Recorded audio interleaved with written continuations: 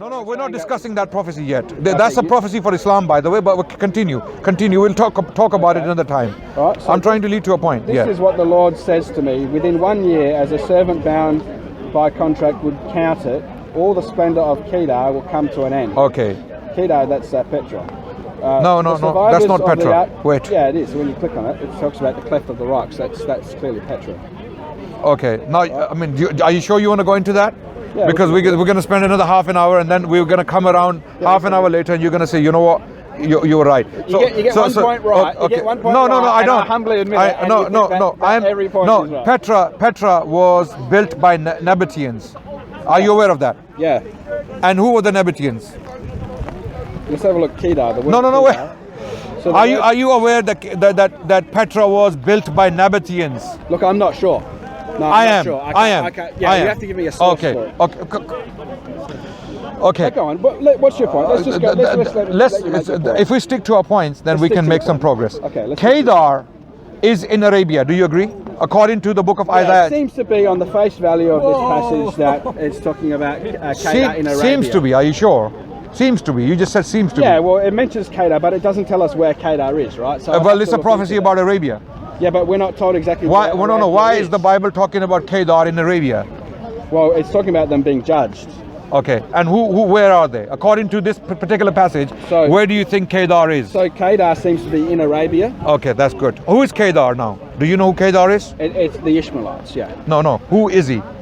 Kedar himself. Yes. Look, I'm not familiar with that. Okay, let's go to Genesis 25:13. Let's go. So you're going to go by the name of a city. No. Don't jump the gun, please. Just help me so that we can finish this very quickly. Okay. Genesis 25:13. Genesis 25. I'll tell you who Kedar is. Are these the sons of Abraham, right? Okay. These are the sons of Ishmael. Oh, okay, right. It's good. Okay. What verse is it? 13. There, in front of you. There. Yes. Okay, so they're Arabia, right? No. Yeah, these are the names of the sons of Ishmael. You're saying that. And what are the names? Okay, and probably Kedar. That's probably what. No. Come on. Can you read the verses just like you were reading at your for yourself? These are the names of the sons of Ishmael listed in the order of their birth. Honestly, you want to pronounce them? Nebajoth, number 1. Kedar. Then Kedar is there, number 2. Number 2. Okay, and there are many more. Okay, 12 sons. Okay, now Kedar is in Arabia. We've already established that. Yeah, it seems to be a city in Arabia. And he is the second son of Ishmael. Yeah, that's right. Yeah. Okay, so where do you think Ishmael was? In Arabia. Thank you. That's my point. Okay. Now you're jumping to altogether another point. Remember, you made a claim that how do we know Ishmael was in Arabia? Or Arabs are the children of Ishmael, right? Yeah, no, I've just shown you that, and so this is the second point you have been corrected on. Agreed? Well, no, I was happy to accept it. No, you challenged me. When I said the Arabs were generally speaking, the period we are addressing, 7th century BC before Christ, right? The Arabs were the children of, generally speaking, not all Arabs, of course, because they were outskirts, but these Arabs we are talking about in particular, Kedar in particular, and his children, they are in Arabia. But Ismail, wait. Paran is Arabia. This is the point I'm trying to make, highlight, because according to book of Genesis, chapter 21, verses 17 onwards, Ishmael was left in Paran by his father. And then he had children. He got married in Arabia, he had children, and then 12 sons. Kedar is clearly in Arabia because his children are in Arabia, according to the book of Isaiah, chapter 21:13, a prophecy regarding Arabia. So this is very clear now. This is why we connect Deuteronomy 33:2 to this prophecy in Deuteronomy 18:18. Why? Because that prophecy says, Lord came from Sinai. He rose from Mount Seir, and he shone forth from Mount Paran. 3 locations. Yeah, but that let me finish, please. Let me finish. Wait, man. Wait. I'm finishing right now. Okay. It mentions Deuteronomy 33:2 mentions 3 locations. Sinai, Moses. It's connected to Moses. Seir, Sa'ir or Sa'ir in the Arabic mountain range in Palestine. Paran is Arabia. So three individuals. You do definitely accept Moses from Sinai. You accept It's not Jesus. three individuals. Let's have a look Three at the- locations, I said. Yeah, three locations. Three locations These are the connected. locations that Israel travelled in the Exodus. Okay, wait. I'm saying these are three locations, right? Yeah. Distinct locations. Yeah. And they are connected to three distinct personalities. No. Okay. No. Okay. They're the places that Israel travelled through the wilderness. Okay. So what's happening in Paran? He's we're shown pretty much he's ready to shown wrap up. he's It's gonna shown wrap up forth the point. he's shown forth from Paran. Paran is Arabia, and he came with 10,000 saints. So what happened in Paran? What So you've happened? given your How argument did about Lord brethren. how did Lord shown forth from Paran, from Arabia? What happened in Arabia? Well, because Israel moved through there. Yeah, if the people of Israel moved through So there. why and is eventually Lord to the shining promised land forth? Like, I mean, through his people. when you read the verse, Because- it says that he rose. Let's have a look at the verse. Okay, yeah, look at the verse, please. What is it? Genesis. Deuteronomy 33:2. What the verse is saying, there is, And then once you finish there with is, brethren, I want to there make is my a point gradual elevation of the Lord, so to say, yeah, in the 33, biblical language, 33. that it starts from Sinai, it goes further up in Sa'ir, and it reaches its peak in Paran. It reaches its peak in Arabia. So what happened in Arabia? Okay. Read. So let's read this passage. Yes, please, right? please. This is the blessing that Moses, the man of God, pronounced on the Israelites before his death. Okay. He said, "The Lord came from Sinai You're reading the, okay, yeah. and dawned over them from Seir. Okay. He shone forth from Mount Paran. Yes. He came with myriads of holy ones Okay. from the south, from his mountain slopes. Surely it is you who love the people. All the holy ones are in your hand. At your feet they all bow down, etc., etc. The law that Moses gave us, the possession of the assembly of Jacob. He was king over Jeshurun, when the leaders of the people assembled." Do you want to keep going, or is that what You wanted to read all of that. Okay. I'm So- concerned about one verse. So Okay. it seems to me here that this is a blessing being pronounced over. Okay. So over in the other words, nation of it's a Israel. prophecy, right? Well, no, it's not a prophecy. Okay. It's actually describing what's just happened. Okay. What happened? What's happened is that What happened God in Paran? has delivered. God has brought Israel out of Egypt through all these areas to the place where they are today. At the point of this The writing, Jews when they're never, about to enter to into my the promised knowledge, land. in the time of Moses, never made it to Arabia. Did you know that? They crossed through. They crossed no. Sinai. Look, they crossed through the Red Sea, right through Okay. that area. Where did they go? And as well, Arabia, you're thinking down the bottom Moses- where Mecca Moses- is, but Arabia is much higher. It can be all of that. Okay. So Arabia is higher, if you but look- if you look at Arabia, is let's Mecca talk about Arabia? that. Is Let's- Mecca Arabia? Yeah, I know, but this isn't saying Mecca. It's not saying Mecca. It's just no. saying, no. I'll tell you. Kedar, okay. you know, these Okay. places. Wait. I will Let's prove have my. a look. I'll prove my Where's point. Kedar? Wait. I'll prove my point. Wait. Now you're saying Mecca is not Arabia. I'm saying Paran is Mecca. I'm saying that right now. Here, standing in front of Have you. you I'm got saying evidence for that? yes. Go Genesis You want to go to Genesis now? chapter Okay. 21, verse 17. And then the last point, because I want to make, I want to Of give course, my argument as of to course, who the brethren of is. course. I'm saying Paran is Mecca. The wilderness of Paran, which is being addressed in Deuteronomy 33:2, this verse is directly talking about Mecca. So what happened in Mecca? Genesis what? 21, chapter 21, verse 17. What's happening to Ishmael? Tell us. Walaikum salam wa rahmatullah. So God heard the boy crying. This is when they were God heard the boy crying. Read loud so that we can all hear God you. heard the boy crying, Yes. and the angel of the Lord called to Hagar from heaven and said to her, "What is the matter, Hagar? Do not be afraid. God has heard the boy crying as he lies there. Lift the boy up and take him by the hand, for I will make him into a great nation." Okay. 21. Sorry, verse 21. 21. Yeah. No, there. While he was living in the desert of Paran, his mother got a wife for him from Egypt. Okay. I want to address the point where it talks about the well of water that emerged as a miracle under his feet. Okay. This is what I want to talk about. Is there in chapter 21? Where? Sorry. Okay. Verse 21. No, What are you referring to? not verse 21. Sorry.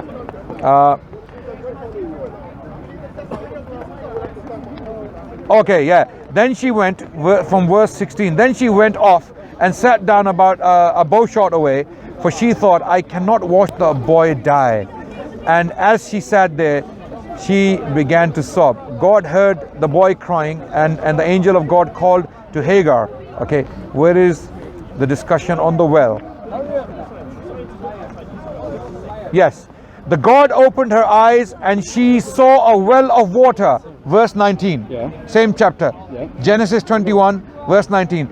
Then God opened her eyes and she saw a well of water. So she went and filled the skin with water and gave the boy a drink. Why am I mentioning this? Yeah, why are you mentioning it? You know the biggest source of water in the Paran Valley, the Valley of Paran, which is usually called Hijaz. You know where it is? No.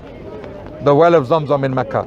Right, okay. It hasn't dried. Okay, it hasn't dried to this day. So that's okay. your argument as to why it's brethren. Yeah. So Do you want to all summarize it? indicators. Do you want to summarize Yeah, that, and then I'll absolutely. give my The argument? well of Zamzam, the water that came out don't want to give you for, all the airtime, for Ishmael was in the city of Mecca, is in the city of Mecca to this day. So Paran, where Ishmael was left, specifically where the water came out, was the valley of Paran, was a specific point, and that point is Mecca. So when Lord came from Sinai, rose forth from, you can call them assumptions. I'm saying if this was about Jesus, the Christians would go to Scandinavia, then to Alaska, then to South America, then to Australia, and then come back to Britain to prove that it was Jesus, like you do with all the prophecies about Jesus, right? You use so many reasons, so many indicators to prove that it's Jesus. And we're saying directly these references are there about Arabia, something's happening in Arabia. The book of Isaiah, the entire chapter 42 is talking about something happening in Arabia.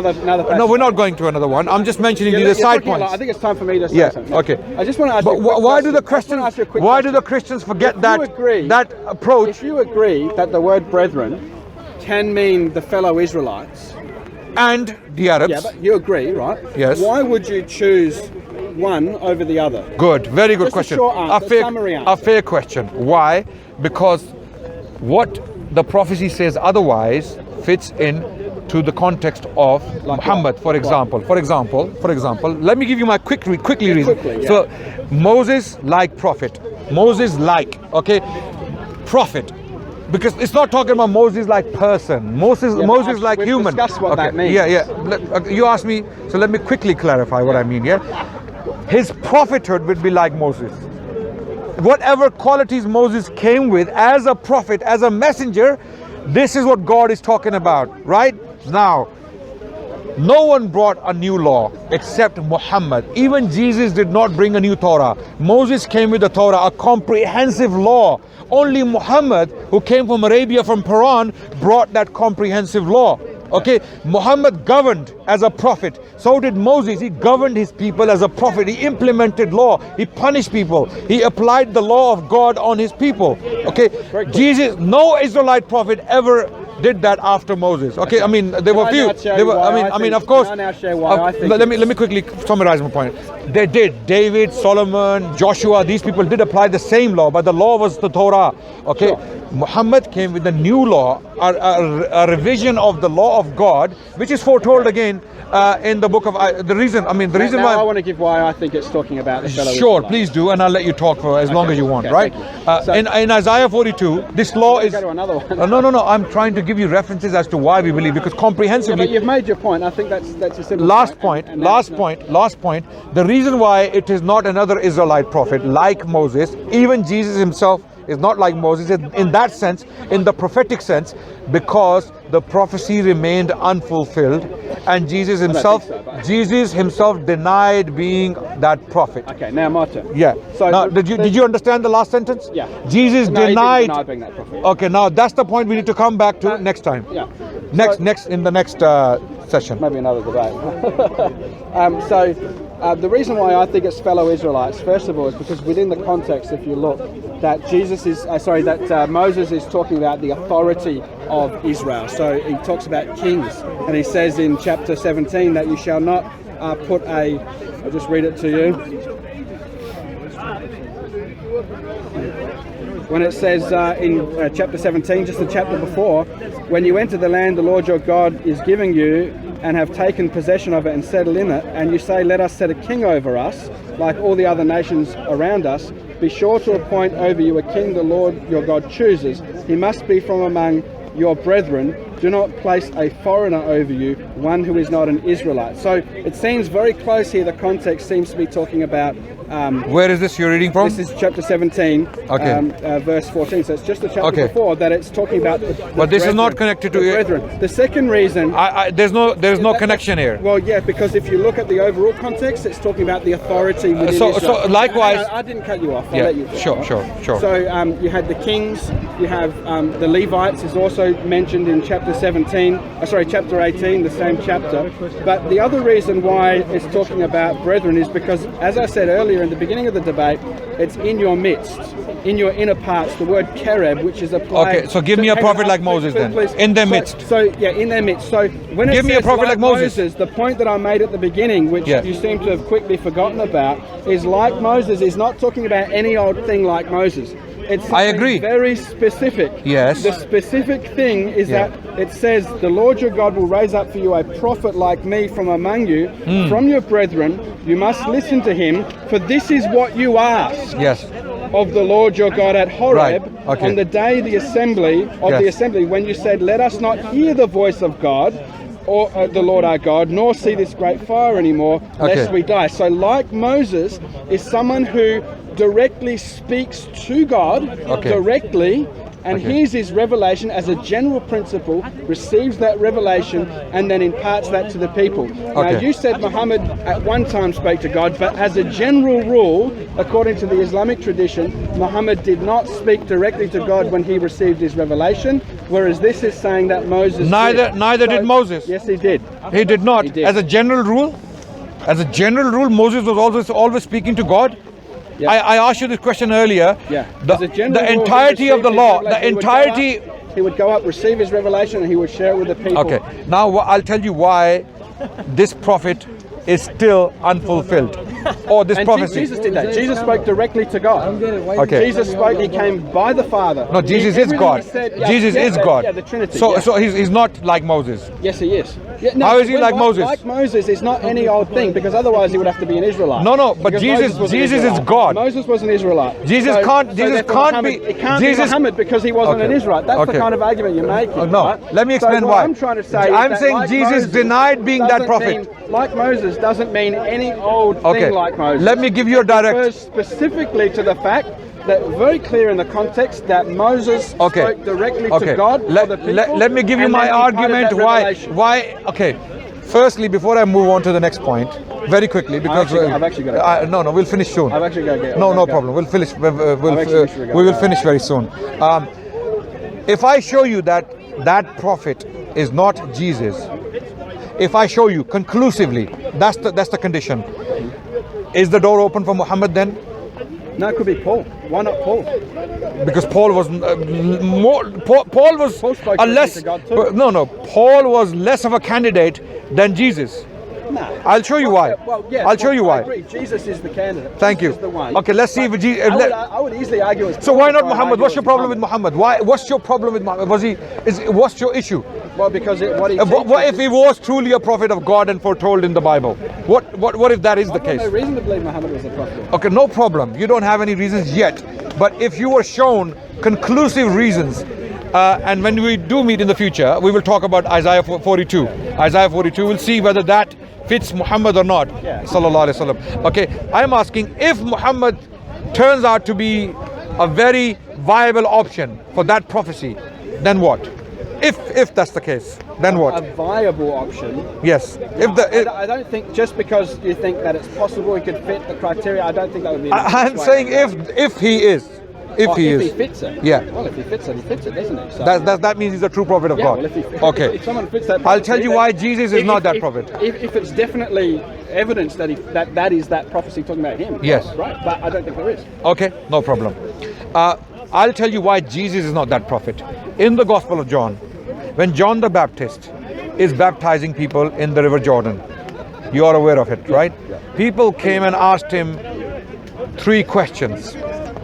What were those 3 questions? Are you Elijah? Are you the prophet? Are you the Messiah? Okay. When they asked him, are you the Elijah? What did he say? No. He said no, he wasn't Elijah. Okay. Not the physical Elijah.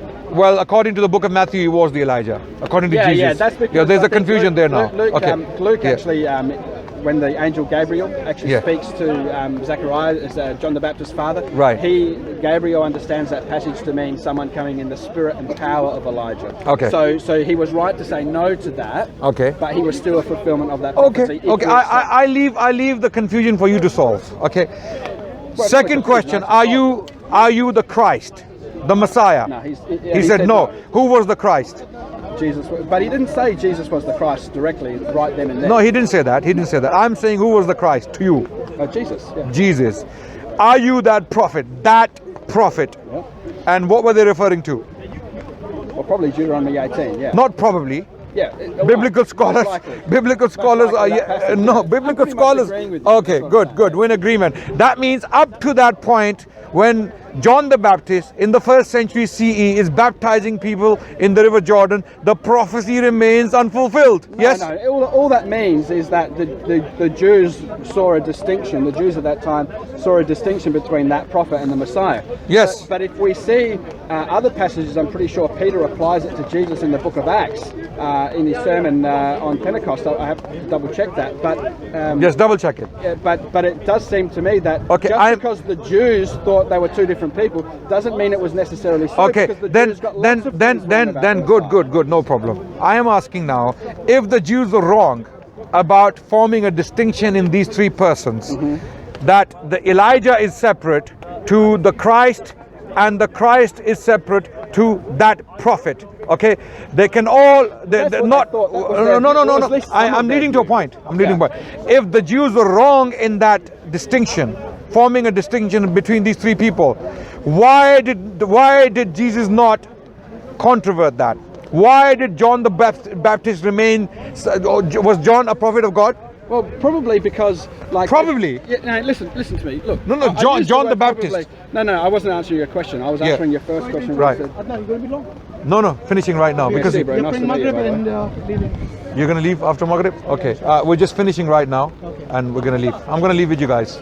Yeah. I'll have to think about that passage you mentioned, by the way. The one in Samuel. You got a lot of homework to do. That's it, right? Okay, so the point is, so if the Jews were wrong in forming that distinction between three persons, if they were wrong, as you are claiming they were wrong, John the Baptist, who is a prophet of God, listening to rubbish, listening to errors and mistakes, his job is to correct them, like Jesus corrected the Jews many times. Yeah, but sometimes Jesus didn't, and John the Baptist perhaps as well, didn't correct people because he knew. So they left them in error. Left them in error. Like I don't agree with that. Very clearly, that's why Jesus. So why was Jesus? So why was he correcting their hearts them? were already hardened, and he just left them to the hardness. But of why their was he heart. correcting them at other times on lesser important issues? You have to show me examples so I can show you why in that situation he corrected. When Jesus, but we know for sure that Jesus clearly spoke in parables. It says so that they wouldn't hear, because they had already rejected so much. He got to the point where he didn't want them to hear anymore. So are you not aware of any examples of Jesus correcting the Jews? Yeah. On minor issues? Top of my head, I'm getting a bit tired because I've been here all day. So there are many places. So this was an issue of utmost importance. That prophet, who is that prophet? Why don't Who you is wrap up still? and I'll wrap up. Yeah? Okay, that's it. I'm done. Okay, I'm done. I'm done. Well, I guess And we're done. nice talking to you. I forgot your name. I'm Caleb. Caleb. Caleb. Nice to talk. Nice to talk to you. Thank you very much. I've seen your debate, so I do appreciate. No worries. It's my honor. It's my pleasure. I wouldn't get the honor of chatting with you. So No. I always like talking to people where I can have a decent discussion, like we did. You spoke, I spoke, and we leave the judgment to the audience. Let them decide. All the brothers and sisters out there, Christians and Muslims. And the main point I want to highlight is that you as a Christian, I as a Muslim, we have come together, we've had a decent discussion, we have shown the world that it can be done. And this is why I have debates with your scholars and I went to Australia and had debates with Samuel Green and Bernie Powers, and I disagreed with them heavily. We had huge disagreements, but we were able to hug each other and walk away. I've seen your debates with James White as well. Nice talking to you. Okay, thank you so much for your time. No worries. Keep watching and keep coming back, and we will have more discussions. Next time we discuss Isaiah 42. Yeah, if you want. Okay, no worries. Okay, Calvin. Thank you guys. Whose umbrella is this?